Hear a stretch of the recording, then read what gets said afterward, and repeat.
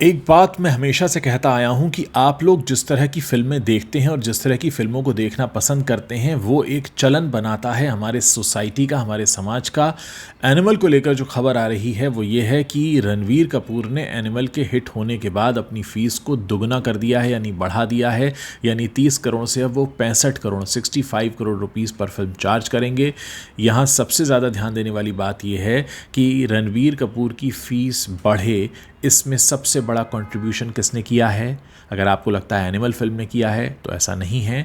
इसमें सबसे बड़ा कंट्रीब्यूशन है आप लोगों का, क्योंकि आप लोग ऐसी फिल्म को देखने गए हैं। यानी कहीं ना कहीं आप एक वर्डिक्ट देते हैं, जनता एक अपना वर्डिक्ट देती है जिसमें कहती है कि हमें इस तरह का सिनेमा पसंद है, हम ऐसी कहानियाँ और देखना चाहते हैं और हमें ऐसी एक्टिंग और इस तरीके का माहौल पसंद आया है। अब यहाँ पर चिंताजनक बातें भी हैं, जैसा कि पिछले दिनों जावेद अख्तर ने भी कहा था कि अगर ऐसी फिल्म हमारे देश में बढ़ चढ़ कर चल रही है तो कहीं ना कहीं वो हमारी सोच को भी बताती है। हालांकि संदीप वांगा रेड्डी उनको काउंटर करने के लिए आ गए थे और उन्होंने उनको काउंटर करते हुए कुछ ऐसी बातें भी कह दी जिससे ये लगा कि वो फिल्म के कैरेक्टर की जो तरफदारी है वो असल ज़िंदगी में आकर कर रहे हैं और सीधे तौर पर सवाल उठा रहे हैं जावेद अख्तर की लेखनी पर। लेकिन यहाँ एक ज़रूरी बात यह है कि क्या हमारे देश के लोग एनिमल जैसा सब्जेक्ट ही और देखना चाहते हैं? क्योंकि इतनी भारी संख्या में अगर हमारे देश के लोग इस फिल्म को देखने गए हैं तो जाहिर है बहुत सारे और फिल्म मेकर्स को इस बात का बल मिलेगा कि वो ऐसे ही सब्जेक्ट को लेकर आएँ।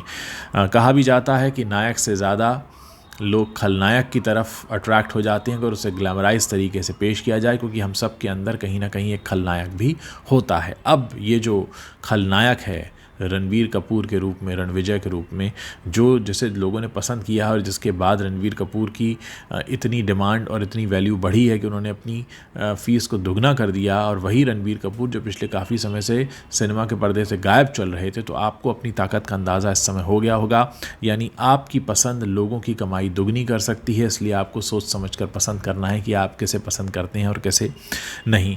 8 करोड़ रुपए गदर 2 के टाइम सनी देओल चार्ज कर रहे थे। आज गदर 2 के बाद उनकी जो फ़ीस है वो 50 करोड़ हो चुकी है। तो आप खुद अंदाज़ा लगा लीजिए कि किस तरीके का सिनेमा लोग पसंद करते हैं, तो किस तरह से एक्टर्स की और स्टार्स की फ़ीस बढ़ती चली जाती है। यानी इनडायरेक्टली आपका एक बहुत बड़ा कंट्रीब्यूशन बॉलीवुड के दुनिया में रहता है। जब लोगों को ये पता होता है कि फ़लाँ स्टार की फ़िल्म को इतने करोड़ लोग देखने आएंगे, क्योंकि हमारा देश करोड़ों में है इसलिए हम करोड़ों में बात कर रहे हैं, उसके आधार पर तय होता है कि वो कितने लोगों की जेब से रुपया खींच सकते हैं, और जितने ज़्यादा लोगों की जेब से रुपया खींच सकते हैं उतना ही ज़्यादा रुपया उनको मिलने लगता है। ये सारी बातें आपको इसलिए बता रहा हूँ क्योंकि आपको ऐसा लगता होगा कि आप कि फ़िल्म देखने नहीं देखने से क्या फ़र्क पड़ता है, लेकिन आपके फ़िल्म देखने ना देखने से यही फ़र्क पड़ता है कि उस फिल्म में काम करने वाले लोगों की अगली फ़िल्म के मेहनताने दुगने, 3 गुने, 4 गुने, 10 गुने भी हो जाते हैं। इसलिए जब भी आप अपनी कंटेंट की पसंद को ज़ाहिर करें या अपनी जेब से मेहनत का पैसा खर्च करें किसी भी फ़िल्म को देखने के लिए, तो आपको अंदाज़ा रहना चाहिए कि आप जिस तरह के कंटेंट पर पैसा खर्च कर रहे हैं उस तरीके के कंटेंट को इनडायरेक्टली बढ़ावा मिलता चला जाएगा, जैसा कि